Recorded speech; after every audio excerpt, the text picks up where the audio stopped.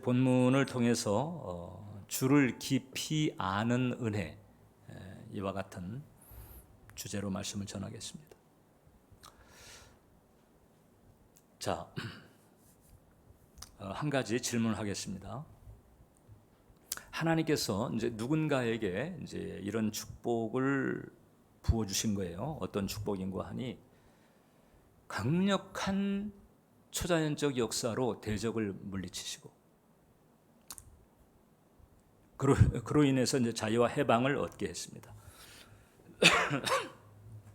매일 양식을 공급하시고 이제 반석을 깨서 생수를 마시게 했습니다. 매주 제사와 절기를 받으시고 그 다음에 그 제단에는 하늘의 불을 내리셨습니다. 필요할 때에 또 필요한 음성을 들려주셨습니다. 이 축복들이 엄청난가요? 그렇지 않은가요? 정말 엄청나고 귀한 축복들이죠. 예. 어떻게 보면 이제 우리도 신앙 평생 좀 이런 축복을 좀 받아가며 살았으면 하게 만드는 그런 은총들입니다. 그런데 이 대단한 축복들을 받은 사람이 바로 출애굽 1세대인 거예요. 이런 축복들을 받을 정도면 정말 엄청 하나님 사랑받고 또 하나님 사랑하고 신앙이 참 좋고 이런 사람들로 우리가 생각하잖아요. 근데 지금 제가 말씀드린 그런 축복을 받은 사람들이 누구냐? 출애굽 1세대. 자, 출애굽 1세대 하게 되면 이제 우리가 떠오르는 특징이 있죠. 원망, 불평, 반역, 대적. 그렇게 하다가 끝내 가나안 땅 밟아보지도 못하고 광야에서 죽어간 사람들입니다. 쉽게 말하면 출애굽했지만은 그러나 그 영성 때문에 하나님에게 찍힌 사람들인 거예요. 히브리서 3장 8절을 보면 그들은 완고한 마음으로 하나님을 시험했다고 그랬습니다. 그러니까 하나님 표현이에요. 이게 저들이 완고한 마음으로 나를 시험했다. 그 다음에 히브리서 3장 16절을 보면 하나님을 또 경록해 했다고 그랬습니다. 자, 그러니까 완고한 마음으로, 뭐 때문에 완고했겠어요? 육신의 생각, 이것 때문에 완고한 거지요. 이런 마음으로 하나님을 시험하고 하나님을 경록해 하고 끊임없이 원망, 그게 민수기의 그 어두운 분위기잖아요. 이런 사람들인데 서두에 말한 그런 축복들을 받았다는 거잖아요. 하나님이, 예? 그네들에게 그런 축복을 주셨다. 자, 그러니까 여러분, 우리가 예배를 드리고 또 예배를 드리면서 또 은혜 체험도 하고 종종 은사 체험도 하고 문제 해결해 주시는 기적 체험도 하고 이런다고 그래서 마음 놓을 일이 아니다. 예. 출애굽 1세대처럼 하나님께 찍힌 사람들에게도 긍휼과 자비의 하나님은 그런 축복을 베풀어 주셨습니다. 광야에서 반역 대적했다고 그래요. 그 다음 날로 만나 끊지 않았습니다. 하나님께 원망 불평했다고 그래가지고 그 다음으로 아예 물도 못 마시게 하지 않았습니다. 물론 그 주동자들은 처벌을 받았지만 하나님의 긍휼과 사랑입니다. 그러니까 내가 이제 무엇을 받고 무엇을 얻었는가가 중요한 게 아닌 거예요. 정말 나하고 주님과의 관계는 어떨까? 지금 아까 서두에 우리가 얘기했던 그 체험들 중에 우리가 하나만 체험해도 우리는 막 간증하고 하나님이 날 이 정도 사랑한다. 막 이렇게 막 자부심을 가지고 막 그렇게 하지 않았겠어요? 그런데 그게 그 엄청난 은총을 받은 그 출애굽 1세대. 자, 그러면 그런 축복을 얻었는데도 왜 그렇게 하나님과의 관계가 안 편했을까? 이 출애굽 1세대의 문제는 뭘까? 그러니까 출애굽 1세대의 치명적인 그 문제가 있습니다. 그것이 바로 뭔가 하니 그네들은 하나님을 일로 만났습니다. 하나님을 일로 만났다. 그래서 좀 이 일 좀 해주시길 바랍니다. 하나님에게 원하는 게 이 일 좀 해결해 주시고, 또 다른 일 생기면 요 일 또 해결해 주시고, 그다음에 또 다른 문제 생기게 되면 요것도 좀 해결해 주시고, 그래서 해결시켜 주는 그 일 관계로 하나님을 대한 거예요. 이게 이제 출애굽 1세대의 문제입니다. 자, 그러면 일단 결론적으로 어떤 게 그럼 최상이며 최선일까? 하나님을 인격적으로 만나는, 인격적 신뢰로 하나님을 대하는 사람이 되어야 되는 거죠. 자, 그래서 우리가 교회를 다니며 이제 신앙의를 가고 있지만, 내가 은혜 가운데 하나님께 받은 부분들 가지고 마음 놓아서는 안 된다. 우리보다 더 엄청난 축복을 받은 사람들도 하나님께 찍힌, 그래서 너희는 가나안 땅에 못 들어가. 딱 너희는 이제 너희 마지막 한 명이 딱 다 죽어야 그 다음에 이제 너희 다음 세대들에게 가나안 땅이 열릴 것이다. 이렇게 이제 선을 그은 거잖아요. 그래서 우리가 이제 이런 그 맥락에서 하나님과의 관계를 살필 때 하나님에 대해서 아는 것과 하나님을 아는 것, 이것을 구분할 수 있어야 합니다. 하나님에 대해서 아는 것은 지식 정보 수준입니다. 하나님을 안다라고 할 때는 인격적인 체험 수준입니다. 자, 그러니까 나이가 차가지고 다급히 결혼 상담소 소개로 이제 몇 번 안 만나고 결혼한 중매 부부는 서로에 대해서는 잘 알아요. 왜냐하면 신상 명세서에 빠삭하게 다 나와 있거든요. 그래서 서로에 대해서 지식, 정보 차원에서는 잘 알고 있지만, 그러나 지금 마음으로는 못 믿어요. 이 사람에게 무슨 채무가 있는 것은 아닌지, 어느 날 갑자기 그냥 내 귀중품 챙겨가지고 들고 튀는 것은 아닐지, 갑자기 무슨 제3의 누군가 나타나가지고 휘정거려 놓는 것은 아닐지, 이게 이제 모르는 거예요. 그러니까 불안하지요. 불안하다고. 우리가 신앙생활할 때 이제 이 불안한 이유와 연결이 되는 거지요. 근데 연애에 결혼한 부부는 다르다. 연애에 결혼한 부부는 소상한 정보, 신상 명세서가 없어요. 그래도 서로에 대한 신뢰, 이미 잘 알아요.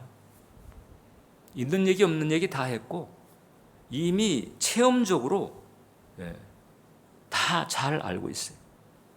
그렇기 때문에 이건 지식 이상이, 하나님과의 관계가 바로 이런 구분이 있을 수 있다. 중매 결혼했듯이 하나님을 대하게 되면, 하나님을 알았어도 그 마음에는 불안이 지배합니다. 그러나 이 인격적 신뢰, 그 체험적 깊이에 들어갔다면, 그때는 하나님에 대한 신뢰 부분 때문에 이제 마음에 의지가 되게 되는 거죠.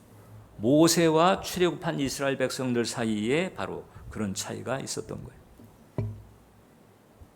그래서 내가 지금 이제 주님과의 관계, 내가 지금 교회를 다니면서 무엇을 체험했느냐, 무엇을 받았느냐, 무엇을 얻었느냐, 그것도 참 감사한데, 그것도 중요한 거예요. 그런데 거기에 머물면 안 되는 거예요. 그거보다 더 깊은 데로 우리가 들어갈 수 있어야 된다.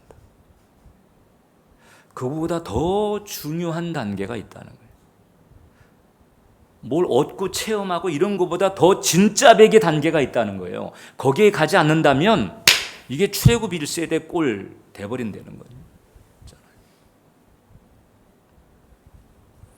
예수님은 우리와 어떤 그 인격적인 교통을 가지기를 원하실까? 예수님이 여러분 한 분하고 가지기를 원하는 관계의 깊이가 어떤 건지를 제가 말씀을 드릴게요. 요한복음 10장을 보면 나는 선한 목자라 나는 내 양을 알고 양도 나를 아는 것이 나는 내 양을 알고 양은 여러분들이잖아. 내 양도 나를 아는 것이 이게 어느 수준이기를 원하시는가 하니 아버지께서 나를 아시고 내가 아버지를 아는 것 같으니 삼위 하나님 가운데서 성부 하나님과 성자 하나님 사이의 관계의 차원, 이 차원으로 예수님이 나와 관계하기를 원하시는 거예요. 그냥 무슨 지식이나 정보, 어떤 의식에 참여하는 거 혹은 뭘 해서 열매를 맺는 거 저는 그걸 평가절하하지는 않아요. 그것도 참 중요합니다. 근데 거기에서만 있게 되면 진짜 백인지 아닌지 이걸 알 수가 없어요. 알 수가 없어요. 우리가 여호수아 세대를 알고 있기 때문에 출애굽 1세대가 얼마나 엉망이었는가를 우리가 대비해서 알고 있는 거잖아요. 그래, 진짜 중요한 것은 뭐냐? 예수님과 나와의 사이에 성부, 성자의 관계처럼 그 사랑과 인격으로 친밀하게 안다고 할 수 있는 이런 관계. 정보의 수준이 아닙니다. 어떤 그 행위에서 오는 공덕이 아닙니다. 체험적 깊이가 있어야 됩니다. 체험적 깊이가.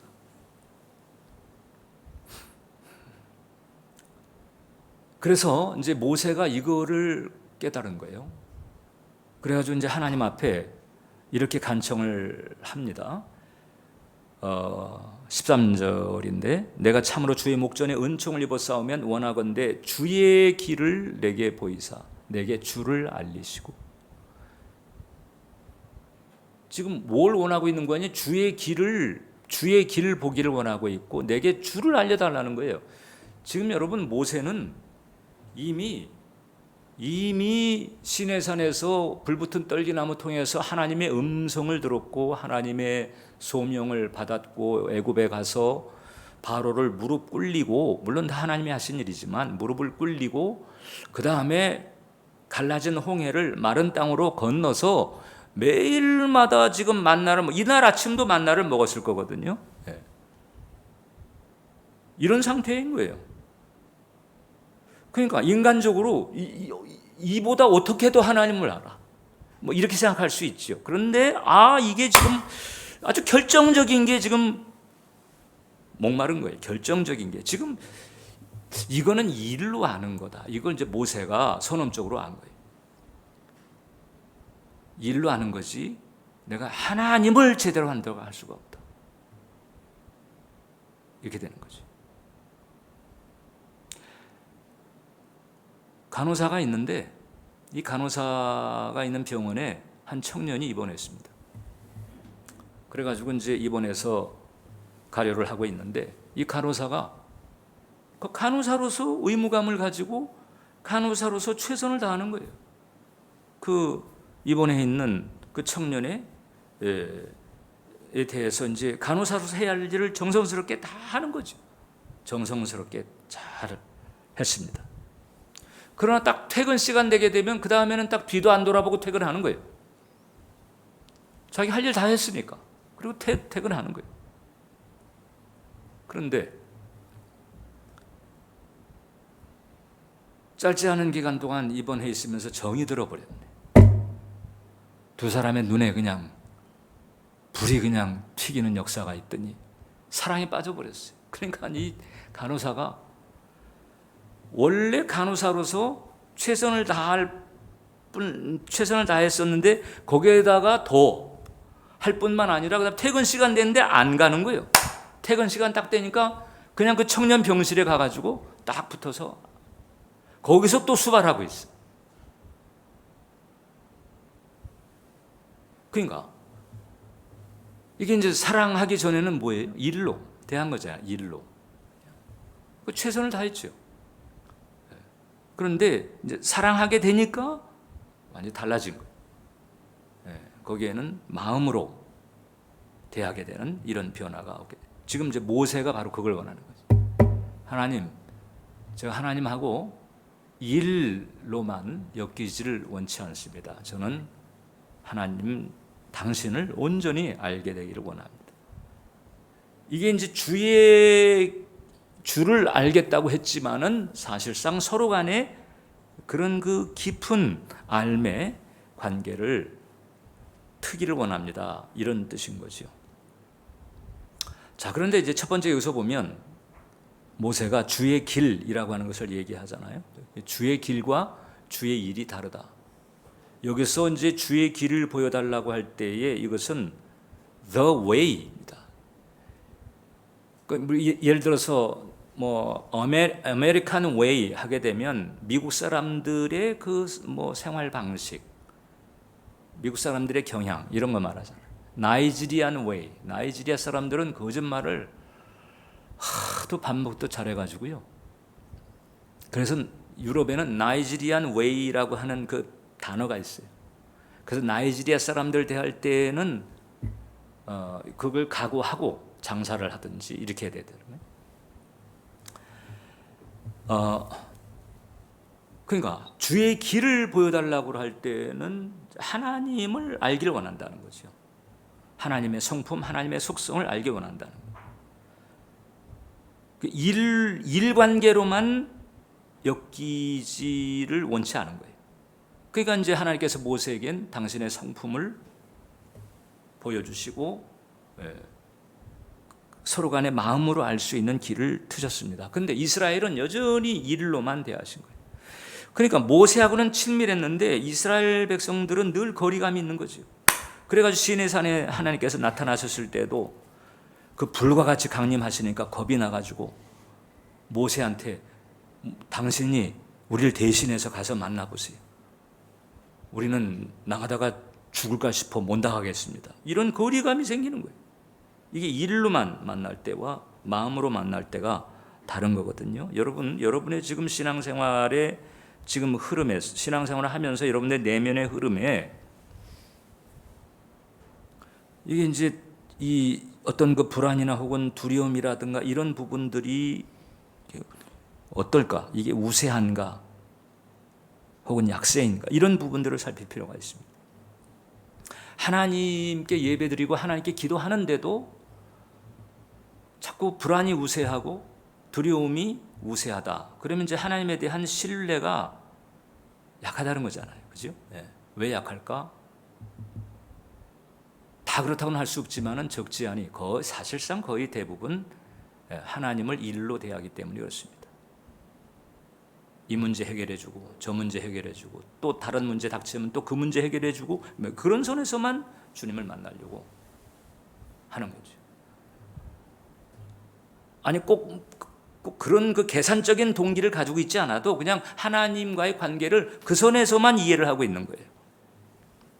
그래서 두 번째, 우리에게 불안이 떠나지 않는 것입니다. 출애굽 1세대들이 이제 홍해 건너기 직전에 바닷가에 딱 몰렸을 때 앞에는 바다고 뒤에는 애국 군대고, 그러니까 그네들이 모세를 향해 가지고 우리가 죽을 데가 없어 여기까지 끌고 와서 죽게 하느냐, 책임져라, 막 이렇게 난리를 부리고 그냥 모세를 대적하고 이렇게 하고 있을 때 모세는 평안했습니다. 왜냐하면 주님의 성품, 스타일을 알았기 때문에 평안했습니다. 그래서 출애굽기 14장 13절을 보면 모세가 백성에게 이르되 너희는 두려워하지 말고 가만히 서서 여호와께서 너희를 위하여 행하시는 구원을 보라. 너희가 오늘 본 애굽 사람을 영원히 다시 보지 아니하리라. 두려워하지 말고 가만히 서서 하나님 하시는 걸 보라는 거예요. 하나님에 대한 신뢰가 있는 거죠. 인격적 신뢰가 있는 거예요. 그 하나님을 향한 어떤 그 체험적 신뢰가 있는 거죠. 이것 때문에 모세는 어떤 일이 생겨도 편안합니다. 하나님께서 뭔가 하실 거야. 이런 데 대한 믿음의 배짱이 있게 되는 거예요. 근데 출애굽 1세대들은 내내 이제 그 수준을 결국 광야 40년 동안 벗어나지 못한 거예요. 연단을 받으면서 시련을 받으면서 갈수록 나아지긴 했지만, 그러나 이 출애굽 1세대 60만 3,550명 가운데에서 20세 이상으로 싸움에 나갈 만한 자, 그 중에서 여호수아 갈렙 빼놓고는, 심지어는 모세도 가나안 땅에 못 들어갔잖아요. 모세는 혈기 때문에 못 들어갔죠. 60만 3,540 모세 빼놓고 60만 3,547명은 다 하나님께 찍혀서 광야에서 그냥 고생하다가, 하나님도 알게 됐지만 가나안의 약속은 체험해보지 못한 채 광야에서 고생하다가 끝나버렸습니다. 하나님을 업무, 일 이런 것으로만 대하게 될 때에 이제 겪게 되는 일인 것입니다. 그리고 하나님을 일로 이렇게 일 중심으로 대하게 되면, 그 일이 여의치가 않게 되면은 이제 하나님을 떠나는 일도 생기죠. 또 마음에 안 드니까 방학하는 거예요. 차마 떠나지는 못하고, 떠났다간 또 경칠 수 있으니까. 그러니까 떠나지는 못하고 이제 그 원망스러운 마음을 표출을 합니다. 뭘로? 방학으로. 예배 안 드리고. 이런 식으로 이렇게 합니다. 그게 왜 그러냐? 하나님을 일로만 대하기 때문에 그런 거죠. 자, 그래서 이제 우리가 이제 이런 부분을 분별을 하면서 혹이라도 이제 이런 수준에 우리가 그대로 머물러 있으면 안 된다는 거예요. 다시 한번 얘기합니다. 그토록 엄청난 체험을 했어도 얼마든지 하나님에게 찍힌 수준일 수 있다는 거죠. 하나님의 긍휼이 있어서 그렇지. 그러니까 우리가 체험한 것, 우리가 얻은 것, 이거 가지고 하나님은 날 사랑하시고 나는 뭐 it's okay는 아니겠어? 이렇게 우리가 마음 놓아서는 안 된다. 그래서 마지막으로 우리는 이 신앙의 핵심이 무엇인가를 잘 분별을 해야 됩니다. 신앙의 핵심. 오늘 우리가 읽은 성경 본문은 이 본문이 주어지기 직전에 아주 그 유명한 사건이 하나 있었어요. 그것이 바로 뭔가 시내산에서의 우상 사건입니다. 모세가 시내산 꼭대기에 올라가서 이제 40일간 주야로 금식하며 그다음에 하나님께로부터 십계명 두 돌판을 받는 그 상황인데, 밑에서 기다리고 있던 이스라엘 백성들이 이제나 저제나 안 오는 거예요. 하루 이틀 사흘 나흘 지나고 일주일이 지나도 안 오고 2주일이 지나도 안 오고 3주일이 지나도 안 오고, 이러다 보니까는 뭔가 기대기는 해야 되는데, 이 종교성 때문에 뭔가 기대기는 해야 되는데 모세는 안 내려오고, 그 하나님은 도대체 어떻게 된 건가? 이건 그럼 뭔가 우리가 기댈 대상을 어떻게 해야 되지? 이래가지고 금송아지를 만들어가지고 우상을 숭배하고 있는 거죠. 이래가지고 이제 하나님이 그걸 보고 진노를 했습니다. 저 친구들이 나를 지금 그래도 안 겪어본 게 아닌데 또 저러고 있네? 이래가지고 하나님이 진노하셔가지고 그때 어떻게 했는가 하니 모세 보고, 모세 너 좀 비켜봐라. 너 비키면 내가 이 사람들 그냥 싹 쓸어버리고 난 다음에 마치 노아 때 세상을 다 쓸어버리고 노아 식구로부터 새롭게 출발한 것처럼 내가 모세 네 식구로부터 새롭게 내가 판을 짜겠다. 이렇게 하나님께서 진노하셨을 때 모세가 통사정을 합니다. 그래가지고 이제 하나님이 겨우 마음을 딱 돌이키셨어요. 모세가 살려달라고 하고, 이 사람들이 이렇게 쓸어버리시면 하나님의 능력이 없어가지고 데리고 나올 때는 언제고, 자신이 없으니까 중간에서 이렇게 그냥 흐지부지 이렇게 했다는 그 누를 얻게 됩니다. 그러니까 그러지 마시라고. 그리고 이 사람들 죽이려면은 저도 생명책에서 지워주세요. 이렇게 모세가 나와버리니까 하나님께서 이제 마음을 딱 돌이켰거든요. 그러니까 딱 돌이키신 다음에 하신 말씀인데, 이제 우리가 읽지 않았지만 그 앞에 보게 되면 하나님이 모세에게 이제 이런 말씀을 하시는 거예요. 출애굽기 33장 1절을 보면 여호와께서 모세에게 이르시되 너는 내가 애굽 땅에서 인도하여 낸 백성과 함께 여기를 떠나서 내가 아브라함과 이삭과 야곱에게 맹세하여 네 자손에게 주기로 한 그 땅으로 올라가라는 거예요. 이 얘기 무슨 얘기예요?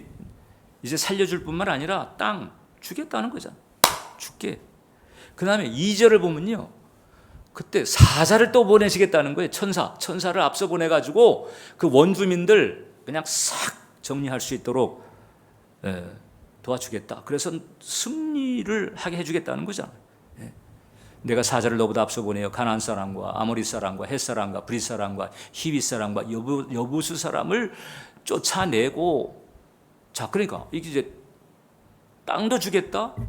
그 다음에 천사를 동원해 가지고 승리도 주겠다는 거잖아요. 이 땅과 승리를 주겠다. 할렐루야. 여기서 이제 그럼 다 됐네.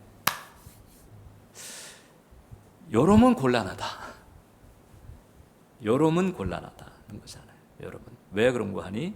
이제 그 다음 절에 보면 그래서 너희를 젖과 꿀이 흐르는 땅에 이르게 하려니와 나는 너희와 함께 올라가지 않겠다.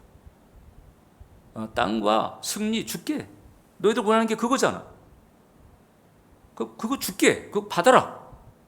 근데 난 이제 너희와 이제 난 빠이빠이다. 난 너희와 함께 안 한다. 이거잖아. 이게 참,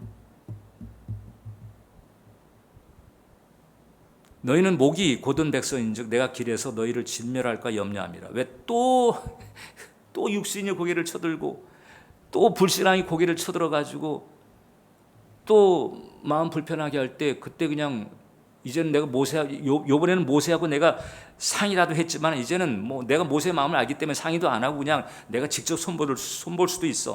아예 그럴까봐 내가 그냥 나는 안 갈 테니까 너희가 그토록 원하는 땅과 승리 챙겨라. 이거거든요. 땅의 축복 주겠다. 승리의 축복 주겠다는 거. 현실적으로 필요한 축복을 다 주겠다. 그래서 챙겨라. 그런데 나는 너희와 함께 안 한다. 이렇게 딱 됐단 말이에요. 여러분들이 이제 이런 주님과 사이 이런 기로에 섰다면, 재우야, 너 원하는 거 다 줄게.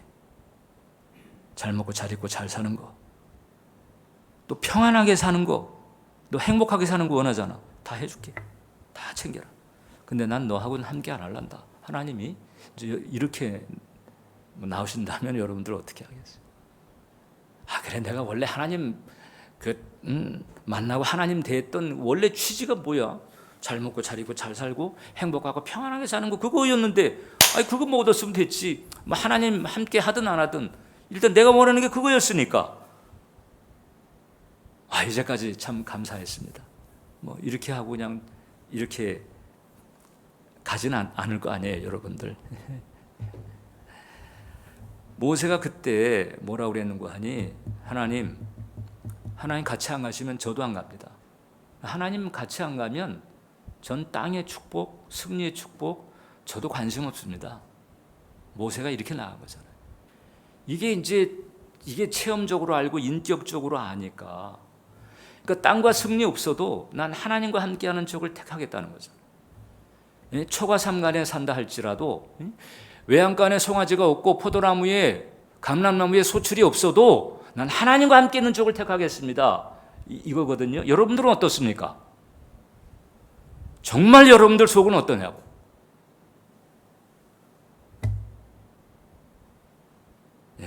저도 지금 계속 그 대목에서 하나님 향해서 늘 입으로 고백하고, 저는 하나님과 연합하기 원합니다. 하나님과 동행하기 원합니다. 그리스도와 온전한 연합, 이게 저에겐 최상의 축복입니다. 이거 제가 이 땅에서 그거 챙기지 못하면 40년, 50년, 60년 신앙생활한 게 무슨 소용이 있습니까? 이뤘담이 아니고요, 갈망의 마음으로 그거 챙기려고 이제 가고 있는 거예요. 그래서 그런 마음이 진짜인지 가짜인지 싶어가지고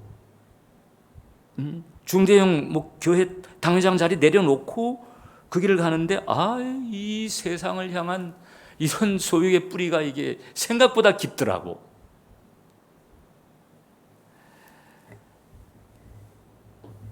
가나안에 들어가가지고 승리하고 잔치를 벌인들 하나님께서 거기 계시지 않으면 아무런 의미가 없습니다. 모세는 적어도 그 부분에 대해서는 딱 확실한 마음을 가지고 있었던 거예요.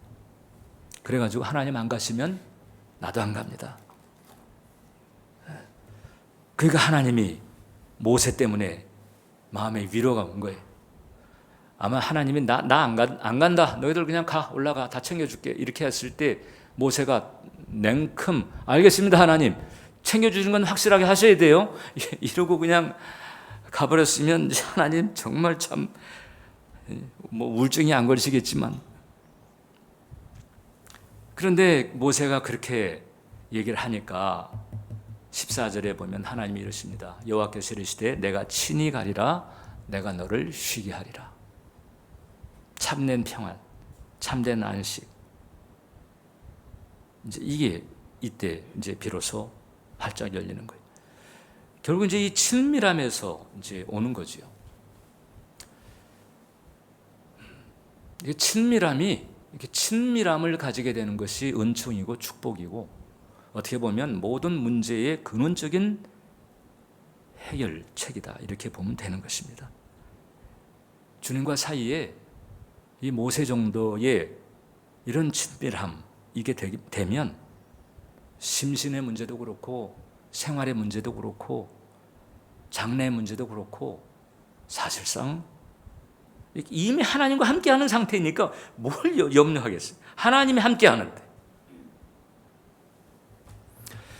이렇게 되려면 두 가지가 필요합니다. 하나는 모세처럼 주의 길을 알게 해달라고 간청할 필요가 있어요. 모세가 그랬잖아요. 주의 길을 알게 하시고 주를 알게 해주세요. 이렇게. 이 기도를 꼭 할 필요가 있어요. 두 번째는 우리가 이제 말씀을 통해서 하나님을 알아가려고 힘써야지. 왜냐하면 우리가 하나님을 알 수 있는 길이 말씀에 있으니까. 하나님을 모르니까, 여러분, 하나님을 잘 모르니까, 전혀 모르는 건 아닌데 잘 모르니까, 혹은 어설프게 아니까 자꾸 이제 세상 것이, 세상 것들이 더 크게 다가오거나 더 가깝게 느껴지는 거잖아요. 거기에서 안정을 찾으려고 하고 거기에서 쉼을 얻으려고 하는 이유가 뭔고 하니, 하나님에 대해서 잘 모르니까. 이걸 다른 표현을 하게 되면 복음에 대해서 잘 모르니까. 그래서 우리가 말씀을 통해서 하나님의 성품과 사랑을 깊이 깨닫게 해달라고 기도하면서 말씀을 보는 게 중요합니다. 신앙의 핵심은, 이제 결론을 내는데, 신앙의 핵심은 주의 일이 아니고 신앙의 핵심은 주의 길에 있다. 주의 길에 있다. 주의 길. 이게 바로 주의 길을 보는 것, 주를 아는 것, 이게 영생인 거잖아요. 요한복음 17장 3절, 영생은 곧 유일하신 참 하나님과 그의 보내신 자 예수 그리스도를 아는 것인데, 이 알미라고 하는 것이 예수님 말씀하신 것처럼 성부 하나님과 성자 하나님 사이에 그런 암에 근접할수록 우리가 어떻게 그분들 사이에 100% 완벽하게 가겠어요. 그러나 근접하는 거죠. 적어도 하나님을 일로 대하는 수준만큼은 우리가 넘어서야 되는 거예요. 하나님을 일로 대하는 그런 단계에는 이건 통과를 해야 되는 것 같아요. 우리들은요. 이게 죄에 물들었었고 종교성을 가지고 있기 때문에 그런 부분이 있는 것을 이게 너무 정죄할 것도 없는 거예요. 어떻게 보면 그런 부분을 통과해야 돼. 그런 부분을 통과하고 이제 거기에서 머무는 게 아니고 더 깊은 데로 들어가는 이런 은혜가 있어야 되는 거죠. 그 길로 가게 되면 그 다음에는 이제 모든 것이 문제가 안 됩니다. 왜냐하면 하나님께서 함께 하시는데, 하나님께서 함께 하시는데 뭐가 문제가 됩니까? 뭐 조금 고달프고 혹은 피곤하고 그런 일이 있을 수 있겠지만 이 이후에 그 모세의 삶처럼, 그런데 기본적으로 든든한 거예요. 기본적으로. 우리 그렇게 사십시다. 기도하겠습니다. 살아계신 주님, 우리에게 주의 길을 보여주시고 우리가 주를 참으로 알게 해 주시옵소서. 예수님 이름으로 기도합니다.